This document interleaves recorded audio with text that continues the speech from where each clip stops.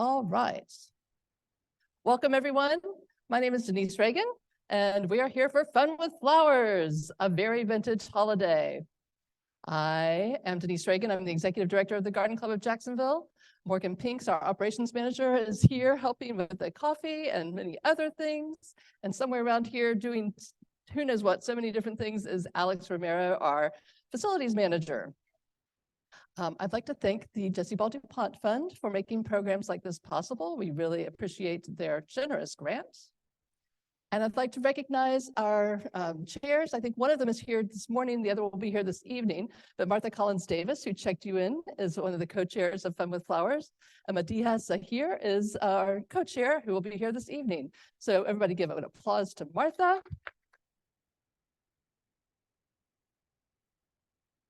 And I wanted to let you know about a couple of upcoming Fun with Flowers programs we have. Coming up on March 16th is Keith Smith of GardenClubJax, and he'll be doing a Fun with Flowers program, two of them on March 16th. And then Lindsay Mirando of the Bloom Flower Truck will be giving two programs on May 11th. So look for those on our website soon. And we have this very exciting series of programs that's coming up. They're in January, February, and March. The Floral Design Study programs, which have been organized by the Floralia group, which meets here usually each month.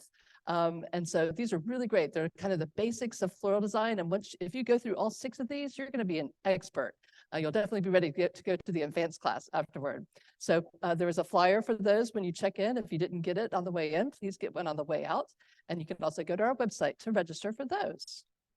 Speaking of Floralia, their next program is coming up on January 26th, and it's on parallel designs. So very exciting topic there. It should be really cool looking designs for that. So please visit our website to register for Floralia on January 26th. I wanted to let you know about a couple of other programs coming up. Our horticulture program next Tuesday, December 6th, is Go Native with Nicholas Freeman of Waka Palatka. It's a fun thing to say. And he's all about native landscaping, and he's going to have some great tips for you about how to incorporate more native plants into your landscape. And if you haven't been to the Luminaria Festival at the Garden Club, now is a great time to come. It's December 11th. We're part of the Riverside Avondale Preservation Luminaria Night, and we'd love to see you for that fun thing. We'll have DJ. The Go Tuckin will be doing light tours out of here. I'm afraid most of those tickets are sold out. I think they still have some spots on the trucks, but we'll have some refreshments, and it'll be a fun night. So please come to Luminaria Festival on December 11th. And by the way, we have pecans. So many of you ordered pecans ahead of time, and if you did, thank you so much. We really appreciate your support. Susan Caton, who is our pecans chair, she's back there. Hi, Susan. She has some extra pecans that she can sell you. And so if you're looking for a gift or something that you want to snack on during the holidays, we recommend the pralines. They're delicious. But yeah, please see Susan, and she will be happy to sell you some pecans. And if you're not a member of the Garden Club, please consider joining us. We would love to have you as a member. How many people here are members today? Well, fantastic. What a great representation of the members of Garden Club Jacksonville. Thank you so much. All right, now it is my distinct pleasure to introduce Michelle Morgan. Michelle Morgan's floral journey began when she was a young girl studying in the United Kingdom. She gained 8 different government floral qualifications, achieved 2 of the highest floristry qualifications in Europe, and trained more than 4,000 students at a local university. In 2008, Michelle and her family made the move to the United States. In 2013, she was inducted into the American Institute of Floral Designers, making her one of the few people in the world with the most prestigious floristry qualifications from both Europe and the United States. In 2016, Michelle and her husband bought Kuhn Flowers, one of the largest flower stores in the United States. Since then, Michelle has opened 3 more stores and employs more than 65 full-time employees. If you have questions during our program, please, we're going to come around with a microphone. In fact, that is going to be Morgan's job. She will have this, so raise your hand, and if you have questions, and I don't know, Michelle, if you want to do those toward the end or throughout, as they come up, just raise your hand and she'll rush over with a microphone to capture them on our recording. If you have any devices that make sounds, please silence them so that we can enjoy the program all together. And now it is my distinct pleasure to welcome Michelle Morgan. Well, good morning. If I'm talking loud, I'm not used to this thing. I just want to thank you all for coming, spending your morning with us, and I fetched my team with me. I just want to introduce Heather, who is like my left hand. She does everything at Kuhn's for me. She's our vice president and runs 2 of our 4 locations. So she's very good florist. And Sarah is on my marketing team, so she does all our social media, website, and all that good stuff that we don't want to do. Okay, so as you're going to see on your chair, we put you a little leaflet. This is something that I had made just that you can take home with you. It's just something that's a little recap of what I wanted to cover today. When I agreed to do this program, or should I say asked to do this program, I wanted to give you something that was a little bit more than a traditional Christmas December class, because there is really only so many arrangements you can make for the holidays, and then you're very limited outside of that. So I thought about doing a program that would take me back a little bit to what we covered when I lived in the UK, and I'm going to go back to the Victorian era, an era that really influenced everything we know today about the holidays and what we do. A lot of it you're going to know, and I would imagine, I hope there's a few things that you don't know that you're going to learn. I'm going to keep it brief because we only have 2 hours. I'd like a full day, but that ain't going to happen. I'm going to start by covering a few of the major key points. First of all, has anybody been to England? How many people have been to England? Okay, so we know it's very cold, very wet, and very miserable, and very wonderful. Yes, that's correct. So growing up in the UK, our floral industry over there is completely different. We had a major influence on what happened in the Victorian era, especially around the holiday time. So everybody associates the first Christmas tree with Queen Victoria and Albert. Albert came over from Germany and married Queen Victoria, and everybody presumes that that's where the first Christmas tree came from. It's not actually quite true. The first Christmas tree came from another German lady, Queen Charlotte. And Queen Charlotte came over to the UK, and she brought over the tradition of the Christmas tree. It was made famous in the 1880s, and I could be a little bit rusty on my dates, 1843, which started the Victorian era. The Queen went into reign in 1837 until she died in 1901. So it was kind of in the thick of the era. And she actually took a photograph, which is a very famous portrait of herself with the king and her children outside of alongside of the Christmas tree. So that's why everybody presumes the first Christmas trees came from Albert, and it's not actually quite true. So I wanted to start by showing you a little example. I'm going to take you back into the era as much as I can. It's very difficult being here stateside because we just don't have that influence quite as much as what we do back in Europe. So I wanted to show you the way that they're going to decorate. They would decorate their homes in the Victorian era. Does anybody know much about the British Victorian era? Okay, well, if that's good or bad. So if I get it wrong, you can correct me, okay? So during the Victorian era, they would decorate. It was the start of the revolution. So the Industrial Revolution became big. It was a real start of the commercialism of what we know as being the holiday season. Of course, there was more, the middle class developed. We never had a middle class. It was all the rich and the poor, and there was nothing in between. Charles Dickens, famously, he was the person that we really have to attribute that to, because when he wrote the Christmas Carol, that was the start of the rich people giving to the poor people. So in England, being the true Brits that we are, we decided, let's make this a holiday. So we started that tradition, and we have a 2-day holiday, which we don't get much of here in the US. We celebrate Christmas Day and Boxing Day. Boxing Day is, for those of you that don't know, is the holiday where the rich would give to the poor, and it's called Boxing Day because gifts were given inside boxes, and that's why we call it Boxing Day. It became the era of the floral movement. It was a romantic era. It was the era that everybody started to decorate their homes.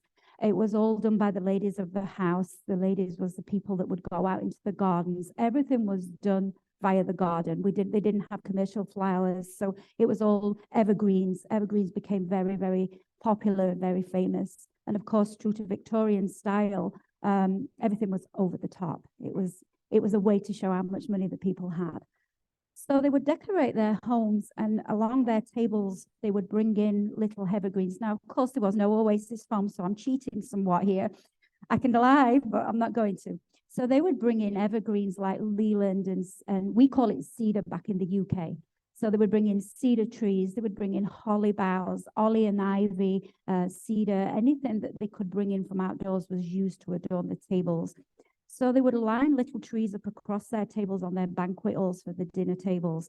So I figured we would make you a little Leland tree that's all hand cut, so I could just show you how they would use their decor. They would keep it very simple because they didn't have all the fancy things that we have today. So I chose a container that was probably a little bit typical of that era. They loved fauna, they loved butterflies, they loved birds. Birds was very big. Pheasant, feathers, anything they could get, basically. So we made this tree, and it's literally the same way as you would make a boxwood tree. So you're going to start with a circle around your edge and work your way up to the top to get a shape. I'm not a very uniform person. Coming from the UK, we're very natural. We like the way it looks naturally rather than a preformed shape. So we made it a little bit more wispy. And then typically they would have pine cones on the ground, and that's been forever. Just I went home to England just a few weeks ago, and I kind of wanted to steal some of the things, but I didn't think customs would let me get through very good, so I put a stop to that. Sure. Is that better? Is that good? Can you hear me?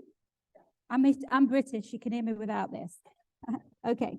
So I'm just going to add in a few little pine cones, really just to give it a little bit of texture. Would they have used this in the Victorian era? Most likely. They would have put everything. There was no traditional wires as we know them right now, but they would have got them in there somehow. Of course, they didn't use glue. That was a new revolution. And definitely no floral foam. They didn't even use chicken wire back then. Back then, there would have been an era where everything would have been put through branches. Okay. So I'm just going to add a few little pine cones into this, and then a few little ribbons. The ribbons would have been very ornate, but very simple. They certainly didn't, the era didn't start until the middle of the age, where they started to use a lot more silk and a lot more fabric. Once the industry started to adapt a little bit more, and they could readily get their hands on the nice product. I'm just going to add a few little tiny bows. Very simple. I just wanted to show you the way that they would probably have lined their tables onto the centerpiece. So that's going to bring me on something that's, excuse me, very simple. I'm now going to show you how we've adapted. So we've all seen the boxwood trees that are everywhere for sale. Well, I fetched one with us today that I want to show you that you can make, that we would use onto our tables or into our home. So this is all being made by it's all cut magnolia and cut berries. You can buy these commercially. You can make them. It's the same context. It's still a foam brick and the actual same idea. It's just using a different type of material. This, I haven't put this in water, so when we're going to raffle off everything that I make today. So everything's going into the raffle. When you get this home or where the wind says, you need to make sure it takes plenty of water, and then get somebody with big, strong muscles, because you'll not be able to carry it. It is so heavy. So this, to me, doesn't need any decor. You could decorate it, you could go over the top, but I think it's just got beautiful, natural texture that you don't need to decorate it. And because it's dry, some of the things may fall out just a little bit, and you just need to push them back in. I'm just going to add 2 little red cardinals. Now, cardinals is, just to give you that Victorian feel, a cardinal is a US bird. It's not a British bird. So where you guys would have the cardinals everywhere, we would have a robin. Couldn't find any robins anywhere. So we've got the little cardinals. So I'm just going to add in 2 little cardinals. And then if you wanted to decorate it, you could decorate it however you wanted, with little bells, little bows, little millimeter balls. I don't think it needs it. I think the beauty of that just speaks for itself. As I say, you can go and buy these commercially. They are very expensive. You're going to pay retail. You're going to pay anywhere between $180 and $250 for something that's got so much magnolia in it. Okay. So I just wanted to show you a modern day adaptation on a Victorian style tree. Yes, ma'am. They are, yes. So they're all individually, painstakingly, put in by pieces. Yeah, they are. So I'm going to put this onto the back wall, and I'm going to move my little Christmas tree. The way I wanted to do this program is I want to show you how we would decorate their homes, because the homes were the only thing that the Victorian era had to show off their wealth. So the next thing I'm going to show you is a typical centerpiece that weighs a ton. That's very typical of the Victorian era. We have a question in the back. Question, yes, ma'am. I'm sorry, I don't know if I heard you. On the magnolia, was that a cone? Yes. It's So what it is, it's a mega brick of foam. So if you're familiar with the foam that we use in the floral industry, it's not the small brick. It is what we call a mega brick, so it's a lot taller. But if you do want to make your own and you can only get the single bricks, if you put a stake through, and then you can put a hot glue and put another piece of foam on top of it, like a bamboo skewer stake, like a garden stake, that will hold your foam, and then you can just shape the top off of it. okay. And the first one you did was also with foam, with just foam? Correct. Yes, Okay. ma'am. Yeah, yeah. It's also all cut. Yeah, all cut. Wouldn't have been like that in the Victorian era. They would have been actual trees. Okay. So I wanted to show you what was very typical of this era. They started the movement, the floral industry, as we know it, really started back in the Victorian era. The rules started to take shape. Everything was very symmetrical, so they had a lot of round shapes. They didn't do the traditional, what we would call an Hogarth curve or a triangular shape. There was a lot of round shapes. And of course, they would use any evergreen that they could get. Again, we're onto the cedar. Holly was very, very famous, but they used holly everywhere. It was actually notated one year that there was no berries on the holly because the bees had taken away the berries from the holly. So the song, The Holly and the Ivy, that originated back in the UK in the 1800s. A lot of our Christmas carols, as we know them today, actually came from Victorian time, England era. So they would put in a lot of fruit. We would use a lot of berries, a lot of fruit. Urns was very, very typical of that era. But I want to make it a little bit more modern because I want it to be something that you can take home and people not come to your homes and be like, whatever is that crazy thing over there? So we got some artificial apples. And the reason I put the artificial in is because I wanted you to be able to take this home and it'll last for you over the full season, not just a few days. But I did bring some little accessories, of course, that I could add in. So I fetched some more little apples so I could show you. They're pheasant feathers, yes, ma'am. And they were very typical of the era. Anything they could find on the ground would be put in. I've fetched a few pairs. I should have fetched my turntable and then I could have showed you. Pine cones would have been very big. And then very typical of the era was orange slices because they would take their own fruits and dry them as we use them today. I'm going to tell you, ladies, if you do want orange slices, it's on this side of Kentucky. You physically have to make your own. Nobody's actually commercially making orange slices anymore. So that was a challenge for me. So we had some garlands that's got the orange slices and the cinnamon sticks. So I'm just going to add a few in to this. And the reason being is typical Victorian era, they didn't know when to stop. They didn't have the rules like we have today, make room for those butterflies. It was just, let's fill everything with everything we can.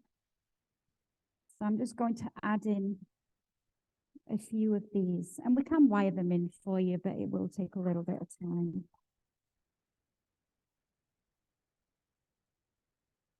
And I'm also going to add in, just to give us a little bit of interest, I'm going to add in a few fresh flowers, so at least you've got some beautiful flowers to take home. Thank you. So I'm going to start, I'm just going to put in a few red roses. I want to keep it all red. Victorian era was very typical of the flower color. There was very what I would say very muted colors. They used a lot of burgundies, a lot of rich golds, a lot of greens, a lot of mustards, and of course that lovely wallpaper that we see that is everywhere back home in England. We still wallpaper every room in our house. Came from the Victorian era, which in honesty, I really love wallpaper. I absolutely love. When I bought the store over in Avondale, the first thing I said was, I've got to get some cool wallpaper from somewhere.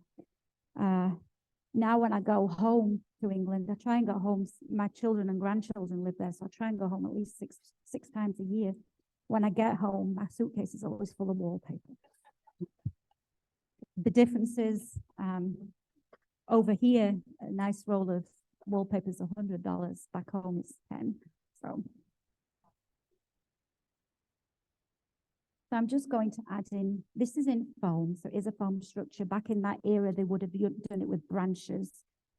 I'm just going to add in a few roses for you. And the idea of this is once you get it home, you can take these out once they die and keep it filled with water, and you can add in some more fresh flowers closer to the holiday. Keep your foam wet. If your foam dries out, you can never fully re-wet it. Don't ever let floral foam dry out. Urns was used everywhere, whether they be glass, whether they be with birds, whether they be with butterflies. It was a real big thing back then. They would take anything. They would stack up their arrangements. I actually put a picture on the back of your little leaflet we made for you that shows you how they would use fruit and grapes. And I don't know how they ever survived because everything went into the floral arrangements. So this is one that would be very typical of that era, and they would probably put it up high onto a pedestal arrangement. And of course, the addition of the pheasant feathers. So that's another way that they would decorate their home. Thank you.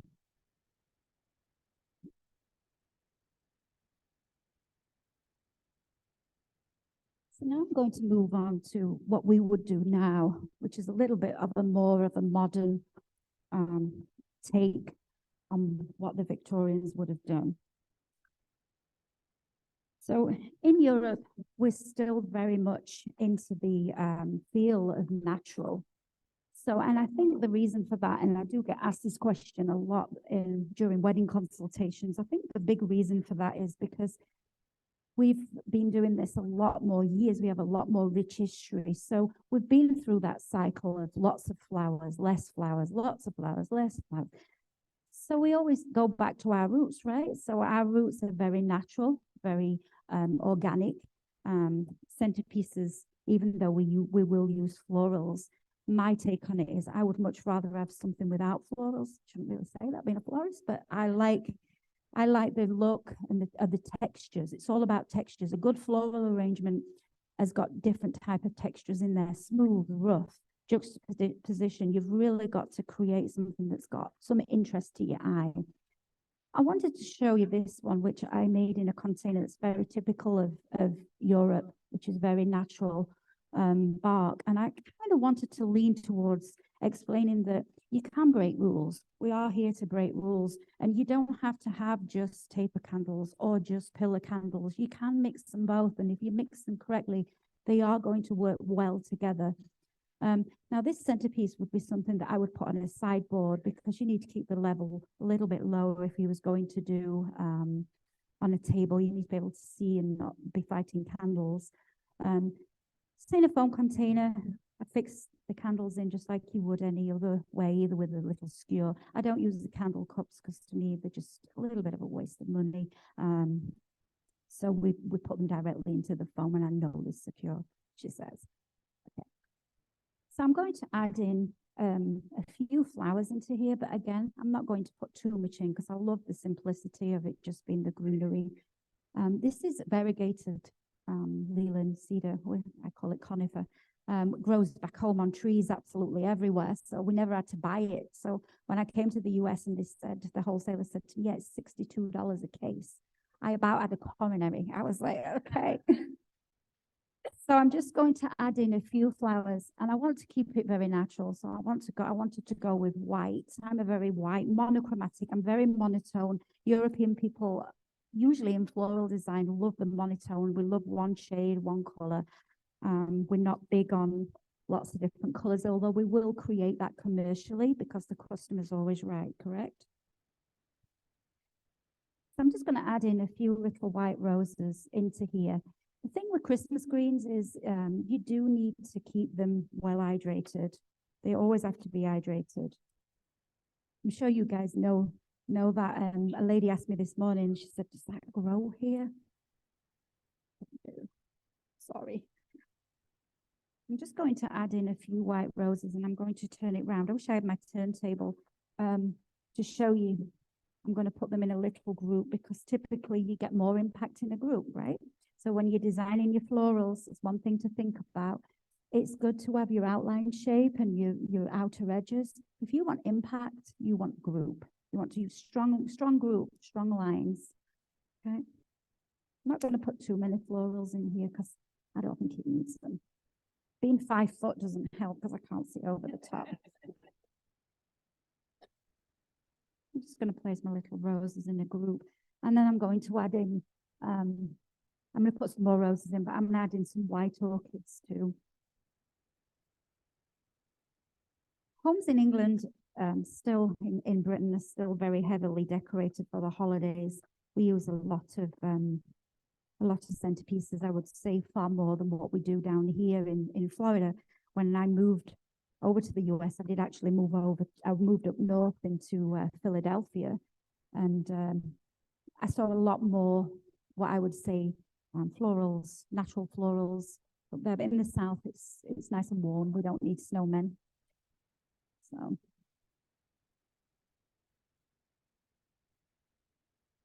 Does anybody have any questions? No?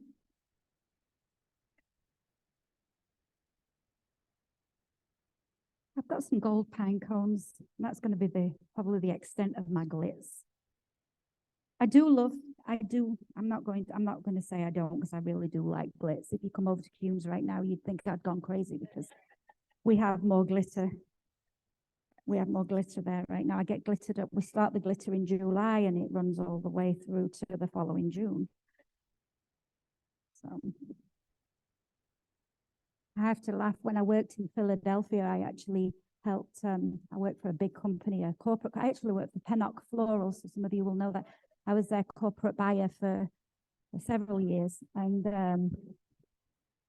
we had a lovely location up there, and I went to decorate it in June, ready for the holidays, and it was 4 o'clock in the morning. I was driving home, and I thought, if the police pull me over, how am I going to explain all this glitter? Could have been an interesting concept. So white dendrobium orchids come in the tube, give them a nice sharp cut. And I'm just going to add a few into one side.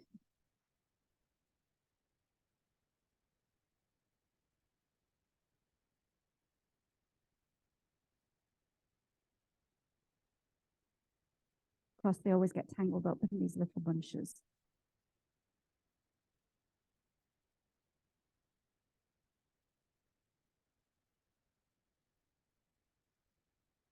Probably could do with a few more flowers than what I'm going to put in, but I'm going to let you lady whoever takes this home. You can have fun with this and put in. It's a dendrobium. Dendrobium, yeah. So dendrobiums are the little baby ones, the big white ones or the big coloured ones that are flat phalaenopsis orchids, which are absolutely beautiful. And then my store in Avondale is called Cattleya, and that is also an orchid. It's a very kind of a rare orchid.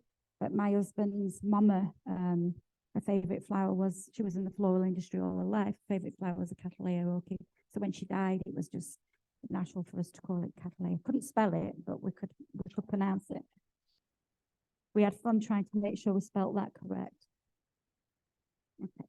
So I'm just going to add in a few orchids just to one side so you can see how you can dress this baby up. It doesn't need, thank you. It doesn't need a whole lot of florals in there. The beauty is almost done when you've got that greenery in. It's another way you could dress up your tables. These candles are good to burn, so whoever takes it home, you can burn them. They're not just decorative. Okay. Next, I want to show you how we would typically decorate the doors. So we're going through the home in the Victorian era. Wreaths, as we know them, actually came from the Tudor era. They didn't originate in the Victorian era. However, they became famous in the Victorian era because, of course, they started to use them as a welcome ring. So that's what it was called. Sorry. I'm just going to take it off here. So this is just a regular, natural wreath frame. Standard size for a door. So if you're looking for a standard size for a door, you need to be at 24 inches, 30 for an oversize, 36/42 for gates is the rule that we always say. It kind of matches everything that we've got here. So it's cedar and berries. We actually buy these pre-made out of Carolina. You can make them, but that would be a whole nother class by itself. In Europe, we do not buy pre-made wreaths. We make all our wreaths. So typically, by the month of October, your hands, you look like you're about 400-year-old because your hands are just so hurting from all that holly. We separately, individually, still to this day, wire everything that goes onto a door wreath. We make them all with the moss and the wireframe, and it would be typical for us to make 150, 200 in a holiday season. Yeah, it's a lot of work. So I fetched one that's pre-made, and we wanted to use this garland just so I could show you typically, because I couldn't get the orange slices. Orange slices would have been big. They would have put them into the wreaths there. So I fetched some little accessories just to show you the way that they would have decorated it. And I'm sure you've had so many classes that sound great out here at the garden club, so you're all familiar with how to pick the cinnamon sticks, how to put them onto a wire, and the best, Okay, so if you was to cut this off, and these are quite old, so I had somebody bashing them on the table for me yesterday. If you put them in a small little group and you're just going to wrap a wire, and take a wire, wrap it round, twist it very, very tight, and then I always take the raffia back up over the top. The reason for that is because it holds it in place. It stops the wire from slipping. My top asked question has got to be, which size wire do I use? You use the lowest, the finest wire, the lowest grade, the finest wire you can to hold the material. And that doesn't mean it's going to be a very lightweight. It's often going to be a heavy wire for this, but don't make it too heavy. If it's going to move it and it's going to have some natural movement, that is fine. You don't need to put it on a heavier wire. So I'm going to find my top here, and in order for us to decorate these, I'm just going to push the wire straight through the back of the frame. And then all we're going to do, just like we would back in Europe, is we're going to fold that wire back towards the front, because you don't want it to hurt your door, or more importantly, hurt your fingers. So we're just going to push it in, and that way it's nice and secure. So typical of the Victorian era, they would have used cinnamon sticks. They would have used any kind of herbs. They was very big on the herbs because it was all readily available in the wealthy homes.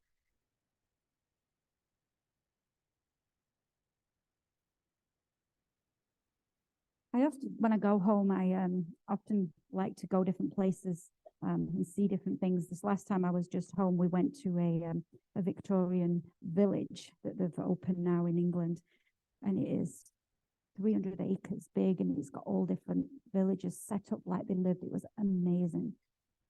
I don't think my kids loved it, but I thought it was great. So again, I'm just going to pass these wires back through just to give it a little bit of security. You can put anything on a door wreath, but typical Victorian era would look like this and hang off their doors.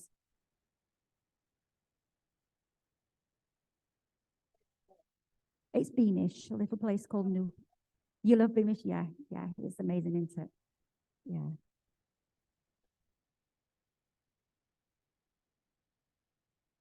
Which is actually, I'm not from Newcastle, I'm from further south. I have a home still in the UK, and my home is literally halfway between London and Scotland. It's further south. I really did. If you ever go to the UK, don't go to London. Please don't go to London. Go north, go to the fun places. So I'm pushing these in, the same principle on the pine cone, and you can get it through the frame. Just wrap it back around the cone. You don't want it to stick into your hands. I'm just going to decorate it a little bit further. And in the UK, we make some beautiful dories because we just keep adding and adding and adding. Typical of the era where we would have a very fancy bow, they would have a very similar non-symmetrical two-loop bow. They wouldn't have it like we obsess over ribbons and bows. We've actually been out, Heather and I have been out decorating Christmas trees at people's homes for the last, since October. And if I see one more roll of ribbon, I think I'm not sure what I'm going to do with it.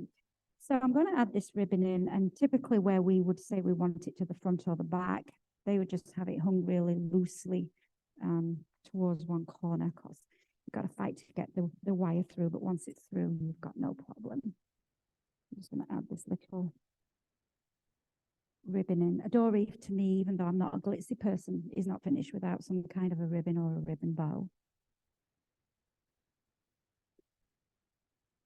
So that is typically how they would have a very simple dory. I'm going to go a little bit more, and I'm going to add in, because they really love the fauna. So I'm going to put this in and just going to add in this little bird. These birds have actually come all the way from Europe.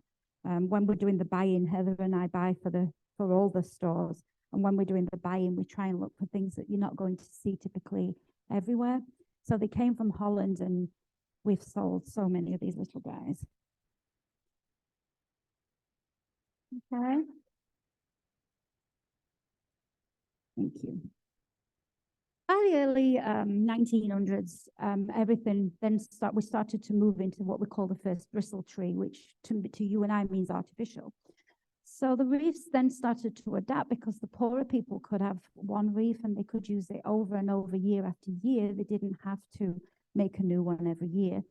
So Heather actually made this for us, for me today. And this is an adaptation of a modern day style, but I wanted to keep it very into the Victorian era of still using the same color scheme. If it's okay, I'm going to walk to the front. I don't want to come out of the camera, just so I can show you. And this is literally a door wreath, which we're going to raffle off too. And on that wreath, we have a swag. I've just fixed a very basic swag, green swag to the base of it. And then we've added in what would be typical of that era with your pine cones, your orange slices. I feel like I'm repeating myself. And all this beautiful ribbon with the pheasant. It will fit on a door, because I've had one on my door. My husband hated it, but I did have one on my door. So it will fit on a standard size door. Very, very beautiful. And it's just a different, thank you. Michelle, would you mind holding it up in front of the camera as well? Absolutely. Yeah. Thank you. There we go. Don't know if we'll get it in I know there, it's much more beautiful in person. But it is. It's beautiful. So that's our take of the modern day, still using the colors, very typical of that era. The flock wallpaper came out. You remember, I don't know if we had it in the US. I've only been here for 15 years, but we had this wallpaper in the UK that had birds, flock birds, and my mum must have thought we were crazy. So that's just another way. Now I'm going to show you something that's very, it's the first time I've ever made this. I'm not going to say that this is something I've made, but I thought about this program and I wanted to show a very European twist on a wreath. So adaptation is super important. So we've gone from the regular basic wreath down to the, thank you, Heather, away from the door wreath. And I wanted to show you our adaptation. I didn't want to make a typical Advent wreath because not everybody likes Advent. This might be a little bit high. But I wanted to show you how we would decorate a party, an event, a home, something more, a little bit more modern. So I had my woodwork guy across at Kuhn's stop doing what he was doing and make me a base. He definitely thinks I'm crazy, but that's okay.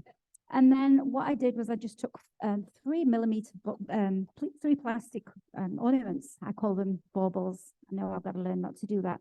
And then we drilled them into the base to make it secure. From there, I hot glued the reef frame. This is just a standard 15-inch plastic back reef frame. Then I wanted to go really in what we would do in Europe. We use a lot of branches, a lot of twigs, even to this day. That is one thing that we've took from the Victorian era, and I don't think we'll ever lose. Create some interest. We added in some candles at different levels. You could use any kind of candles you wanted in there, pillars, tapers. It doesn't have to be exactly what we've used. I didn't want to create too much glitz, but I wanted to give you some glitz. So I decided to put in these natural pine cones with the little silver tips. I've just worked my way through those. So I've created what I call a pattern on my eyes. So when you make a good flower arrangement, we all talk about rhythm, correct? Okay, well, to create good rhythm in any floral design, your eyes got to be able to go through it and not keep stopping. It will stop at a point of interest, but it needs to keep going through. You need to create good rhythm. Harmony is another word that I'm sure you've been used a lot. The birch is not fastened in. It didn't need to be, because by the time we'd got all this cedar and one more time, what's this one called? Sapphire. Okay, not to me, but there you go. Once we got the sapphire in, it didn't need, it held the birch in place. So I just wanted to show you a little bit more how you can really decorate this. And I took some Plumosa, which I know you're all very familiar with, Plumosa. Okay. And I sprayed it silver. To spray it silver, you need to use Design Master spray paint, which I'm going to tell you right now, since COVID that is like finding gold. You find that, you could bottle it and can it and sell it to me. We sprayed it silver. I will tell you, if you are going to spray silver or gold, you need to spray, use super silver or 24 karat gold. Other than that, you're not going to get a true gold color. So they're the best two. So going back to my roots here, and we would use Plumosa in just about everything. Of course, coming from the UK, all our arrangements, I'd not used a vase until I stepped foot in the US 15 years ago. And that was an adaptation for me, I can tell you that. So I'm just going to add in some Plumosa. And the reason I wanted to add this in is I wanted to create what we call a veiling or a shadowing effect. Have you heard those terms before? Yeah. And it just gives you, it's basically, if you're a good florist, you can sell space. So if you can sell space, you don't, everybody has this misconception that you have to have 17,000 flowers in everything. You really do not. You can sell space. And the way you would sell space is to create something like this. So yeah, I look like it's giving a negative space. I'm just going to add in some interest. And again, whoever takes this one home with them, when you get it home, you can add it if you want to. It's a great statement piece.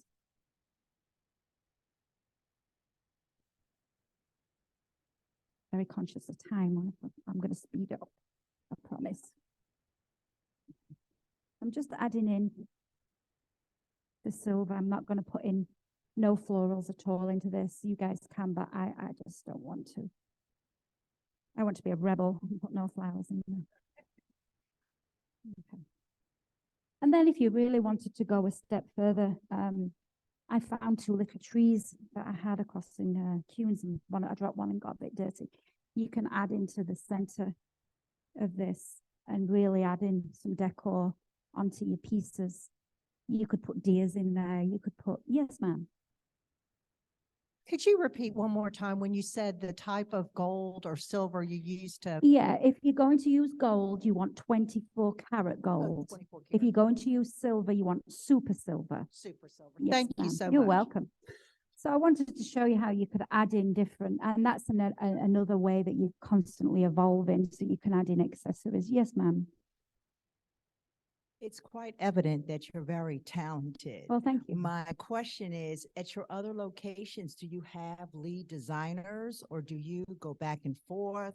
We both go back and forth. So Kuhn's is, I'm sure, is anybody not familiar with Kuhn's? Okay, okay. So Kuhn's, I have, in order to do the volume that we do, I mean, typically we will send out 5,000 deliveries on Mother's Day and Valentine's Day. We really have to streamline our core lineup of arrangements to make sure that, I'm a firm believer that what we put on our website is what my customer's going to get. So we don't do teleflora images, FTD images, cookie cutters. Everything's our own work. For that reason, I can control the recipes. So everything is recipeed out. That does not mean, and people have a misconception of Kuhn's and they say, you know, well, it's just the same things that you're making. We do probably 300 weddings and events a year. We have a lot of corporate accounts that we do. We can custom make anything you want, but we have to give you a base and then you give me the idea. There's nothing that we've done weddings this year that's been 3,000. We've done weddings that's been 55,000. So it's all depends, but we have the creativity and I have a fantastic design team. I have 65 staff, so between us all, we can make sure we can get done what we need to get done, right? So, wow. So this is where I want to finish this, but you could put deers in there, you could put little trees in there, you could really put anything you want to do in there. Sadly, these are the only 2 trees I have, so they can't go home with you, but I want to be able to show it again later. I'm just going to take this down. Thank you. Okay, so I'm going to move along real quick. One of the things that was totally very typical, and I'm going to skip one out, but I'm going to show you, was the kissing bowl. Now, everybody knows what a kissing ball is, correct? And I'm sure being garden club ladies, you all know what the kissing bow is too. Yep, okay. So this is our take on the kissing bow. Of course, these came from medieval times. They wasn't invented in the Victorian era, even though they'd like to say they was, but they was used. My ivy's wilted a little bit, but I wanted to make it before we got here. You can make these real simple. Back in Victorian era, there was made 1 meter wide, and people would hang these outside their homes. They would always have mistletoe on. I couldn't find real, so we had to adapt to artificial. And the reason they would use that back in that era, the gentleman would kiss the lady and pull a berry off. Whenever all the last berries was gone, they couldn't kiss the lady anymore. So that's the way that was used. I made this really, really simple. You can make your own. You cannot find the frames to make them. It's almost basically impossible. So what I did was I just took some craft rings that you can buy, Michael's, Joann's, basically everywhere. And if you put the 2 together and put them on the inside, you can actually put a tie wrap or a wire or however you want to secure it. You can also make it with a wire coat hanger, but they're not easy to find either anymore. So, but the easiest way is to make it with the rings. A true kissing bow would have a 3rd center that come around. It would also be used, they would hang an apple on the inside, which I'm going to skip that a little bit. There would be a traditional apple on the inside, and that originates from, and it's still used in the UK now. Back in when the Christmas stockings first started, you would typically get an apple, an orange, nuts, and maybe a shiny sixpence in the bottom of you, and that's where that kind of originated from with the apple. It's a welcoming sign for the holiday. They would also sometimes the Oley family. There would be a statue of the Oley family that would sit right inside the base of the kissing bow. So I just wanted to show you how that would hang.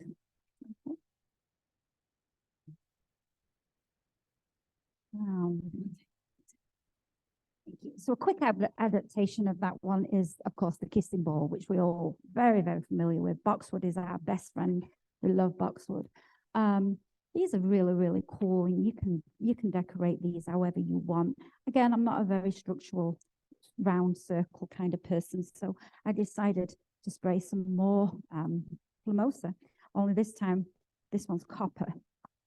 Because this is made on a foam ball, I just found where the top's going to go. I'm just going to add in a few little pieces of the Plumosa. It's really funny, when I was first learning to be a florist, I stumbled upon flowers by accident. I wanted to go, I moved to an area in the UK that I didn't know anybody, and I wanted to do something with my life. I had 3 small children. So I went to the local college and decided, what can I do? They had 2 courses left. It was either hairdressing, or you can see I'm no hairdresser, or it was floristry. So I decided to take up a floral course. I absolutely loved it. And I studied there for 7 years, gaining my qualifications. And then I wrote some of the qualifications in Europe for the government, so they could still use to this day. But part of it, one of the questions on my exam, everything was exam based at higher levels. So you would go somewhere and you'd have a 4-hour exam, which was brutal. And I always think of the Garden Club when I tell this story, because the very first question on my theory paper, which was 4 hours long, was list 140 flowers giving botanical name, common names, species, and common uses in a flower shop. I was like, okay. I passed it. I'm not quite sure how. After I'd used the word arachnoides almost 10 times, I think I'd done. So I'm just going to add in some pretty, just to give it a little bit of a non-uniform structural shape. And then I fetched, and I haven't tried this, so I don't even know if this is going to work, but we're going to try it right here live. That's the best place to do it, right? If you're going to make a mistake, we're all human. So I found these little really interesting metal leaves, I'm going to call them, that we use at Kuhn's in the fall. So I wanted to, I'm going to put this up on here. Sorry. I'm just going to put it at my level so I can just decorate it, and then I'm going to hold it up to show you if that's okay. So I want to add these in to my kissing bowl just to give it a little bit of interest. So the way I'm going to do it, are we all familiar with these Dixie pins? These are your best friend. We love them. A little piece of wire, 2 sticks, wire picks at the end, but they bend. They're very pliable. We use them a lot in a lot of different things. And I just want to add in, if I can, some of these to create some interest. I took them off their actual natural wire and added them in to my own wire. So I'm going to place it up here a little bit now.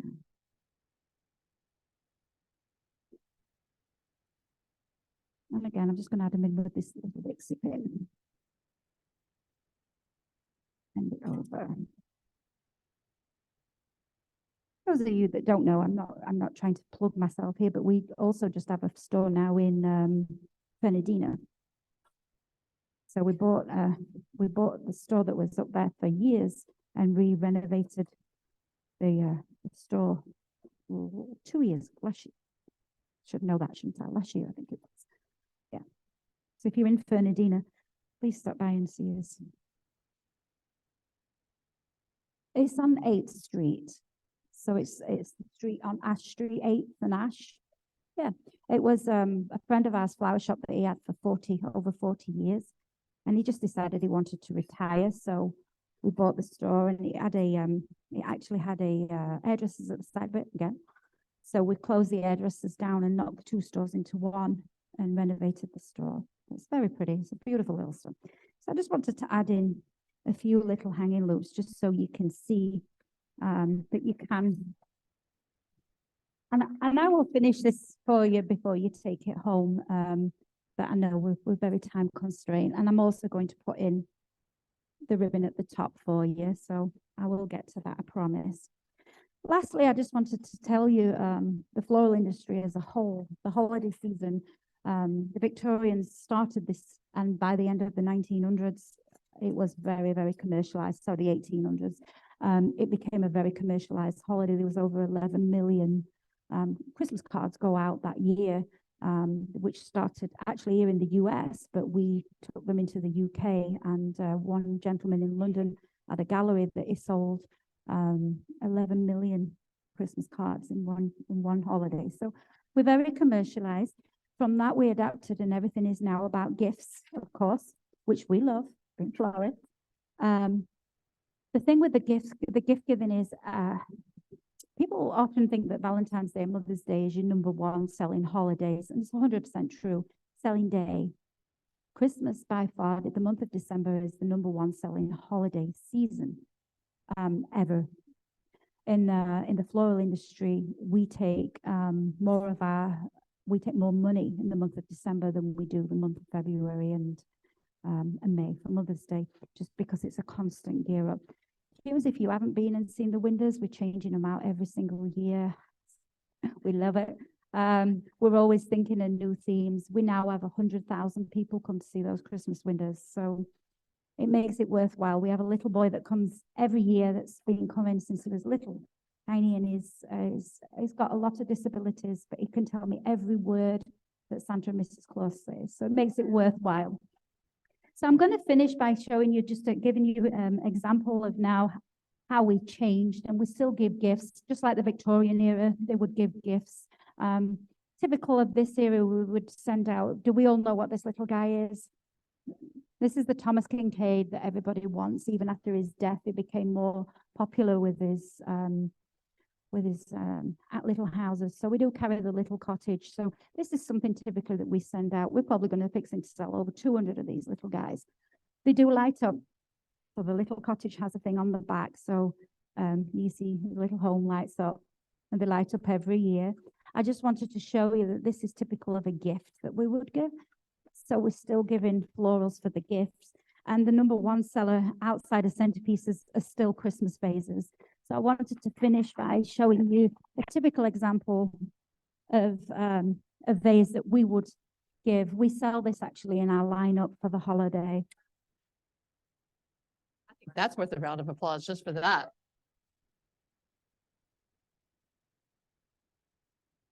Well, thank you very much. I'm going to put you over to Heather now, because if I talk anymore, I'm not going to be able to breathe.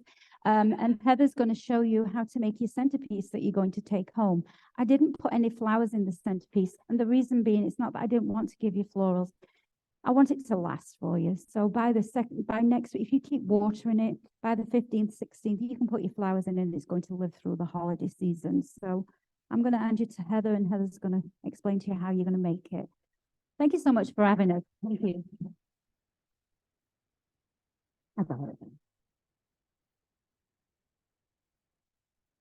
How many people have been going to see the windows at Kuhn Flowers their whole lives?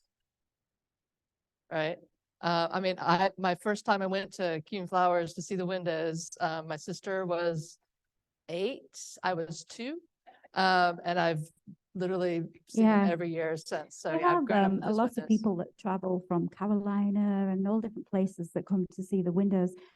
It's getting a little bit scary for us now because the animation in the window is so impossible to get. If I needed to replace that animation now, would be over $500,000. So we're kind of like every year we're praying, please, Santa, sing.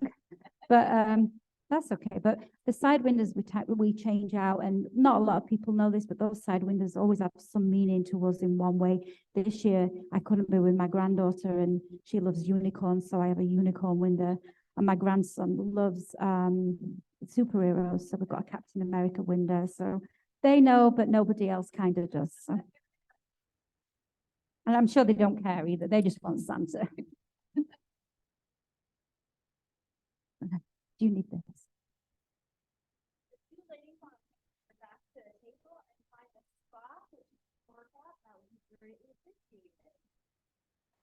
I'd be glad to see you.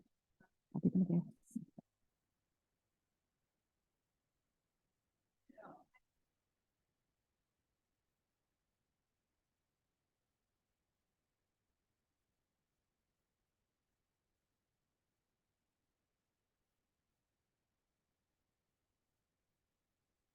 Please come back. We're going to do it up here. Sorry about that.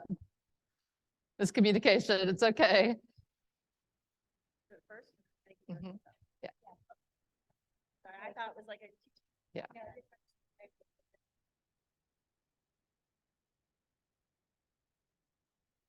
But I would do that.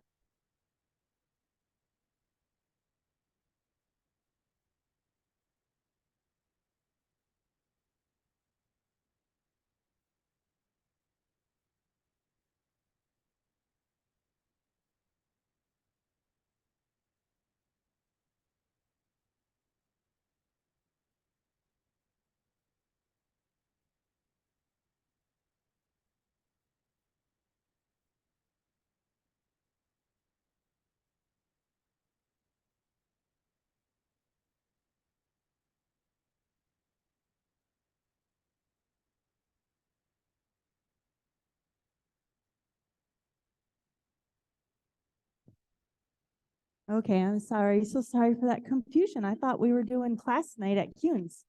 I apologize. So as you can see that we have the table full of every supply that you can possibly imagine for your one centerpiece.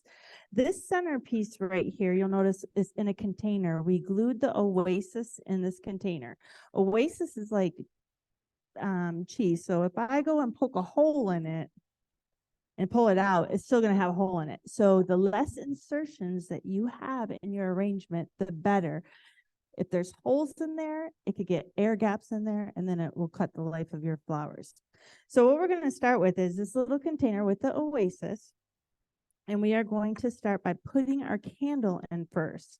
The reason why we're putting our candle in first is because the greens have stems. So if we were to put greens in there and put the candle in first, the candle wouldn't fit in there. So we're going to insert the candle and go down probably about 1.5 inches. So now it's not going to fall out there. So I have a few things here. I have some cedar.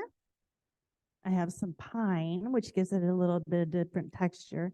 I also have some velvet ribbon, pine cones on sticks. If you don't have accessibility of the ones that have sticks on them, you can take a wire. I think she has some wire up here. And if they don't have sticks on them, you can take it and wrap it around and twist it, and then it comes down like this. But great for me, I have it on a stick. So we have pine cones, and then we have some berries. These particular berries are connected with wires. So underneath all of this paper is some wire. So you'll know, like, when you go to cut it, it's not going to cut like a normal branch. It's going to be a little bit harder to cut. So these are the things that we have to use. We also provided you some gloves back there because this does get sticky. The pine gets very sticky. The cedar, I love the cedar, and some people have allergic reaction to the smell of it because when you're in our design room, it smells like, you walk in there and it smells like cedar. I love the smell, but there are some girls that work with it all day that it kind of gets on their nerves. So they will wear a mask to cover it because they're working with it all day. Me, I love it, the smell of it. But the gloves will protect you from any sap that comes from the pine. So I'm going to use a knife. So what I'm going to do is I'm going to first use my cedar right here. Now you can see that the cedar, we've given each one of you a bunch of cedar. So you can use the whole bunch of cedar, or if you don't like that much greens, you don't have to use that much. This is all up to your interpretation of how you want to do it. So what I like to do is I like to make a base on the bottom that allows me to know exactly how I'm going to form this. Am I going to make a rounder one, or am I going to make an elongated one? I kind of like an elongated one, but since it's a 1 candle centerpiece in a round dish, I'm going to do kind of a round arrangement. So maybe I'll make it elongated. I really don't know what I'd like to do until I'm doing it. So I don't know if any of you operate that way, but I come up with one idea and I'm like, yeah, I don't think I like that. Let's do it this way. So I'm just going to take this, and if you have scissors or a knife, I don't know how you guys use your tools, but I'll just go ahead and go around this. And I use every part of this. I figured that if I'm paying for it, I'm going to use every part of it. And I think I'm going to use scissors. So I'm just going to go around like this.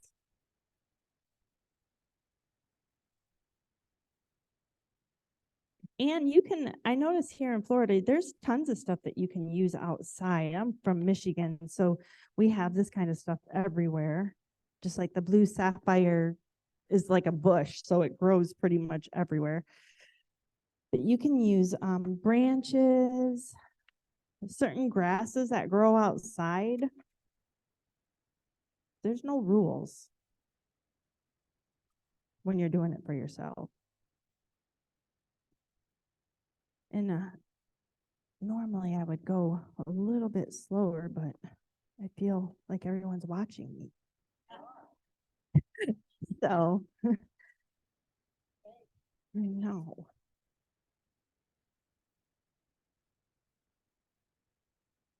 And it starts to smell, it smells so good.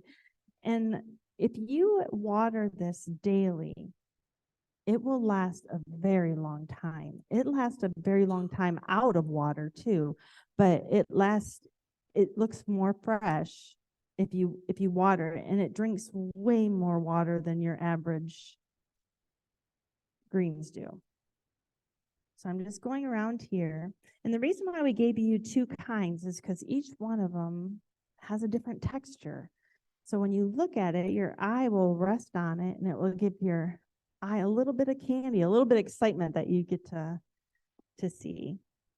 You know, as women, and I know I've seen a man in here, but women generally like to touch, smell, feel things. I know when I shop, that's exactly what I'll do. I'll touch a fabric and I'll smell candles. Anything that smells remotely good is pretty purchasable.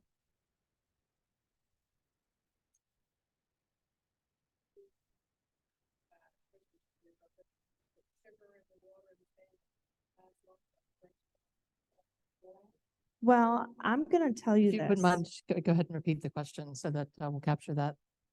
Yeah. If sugar helps water plants, that helps the longevity of them, is that what you? Now, I know that the floral industry, we use floral food, but if you water it every day and you change the water out based upon what you get, it lasts long if you take care of it, like anything. As far as Christmas trees, that is a question more for Michelle, because she's really, I don't know where she went to, but she's super, super good at that kind of stuff on that end of things. I just know from a floral industry that the stuff that you put in floral arrangements does work, but changing your water every day does just as well. Just keep it clean. If you wouldn't drink it, neither do they. He wouldn't drink it, neither would the flowers. So as I'm just going through here,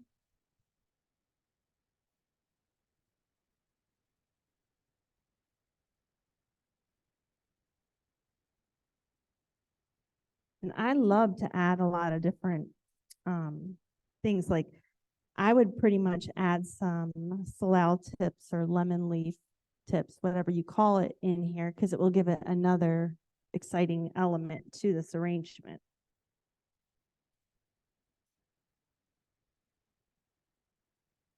So I'm going to use some pine.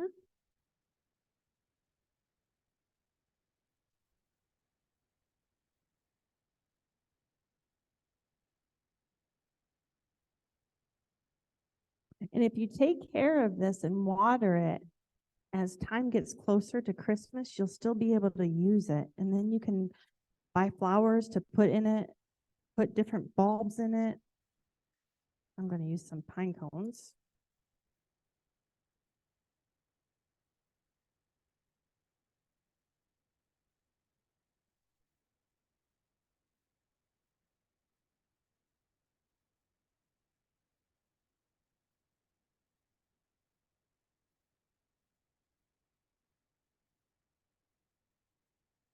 Okay.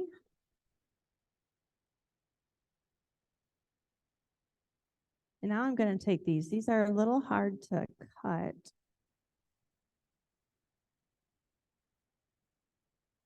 You could do anything you want with them. Just because I do it this way doesn't mean you have to do it that way.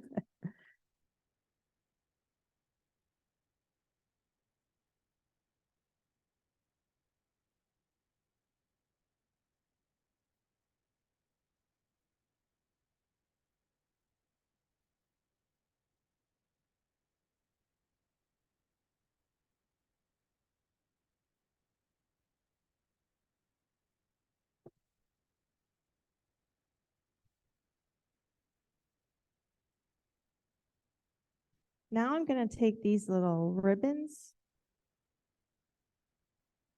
and you'll have wire on your table.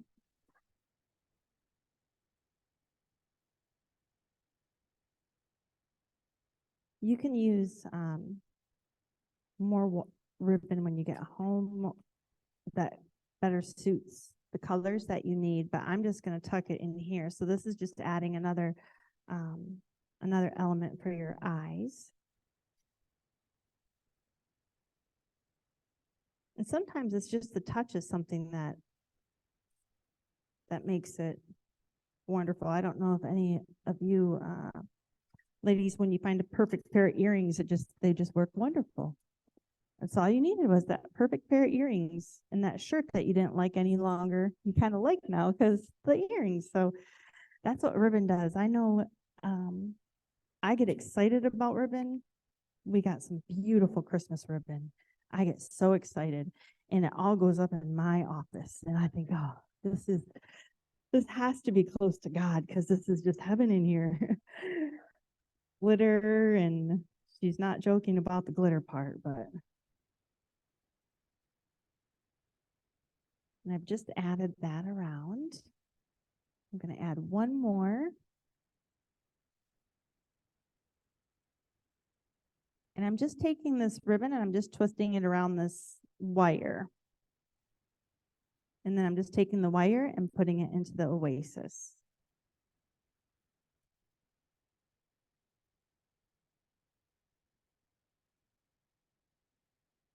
And there you go. It's finished.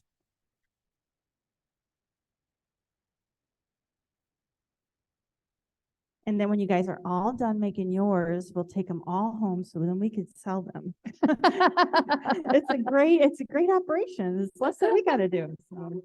You all now are in the Garden Club sweatshop. Yes, exactly. Well, let's give everyone from Kuhn Flowers a big hand. Thank you, Heather. Thank you, Michelle. And now go off and create your own creations. And if you haven't bought raffle tickets, all of these are going to be raffled, so your chances are fairly good. Thanks, everyone.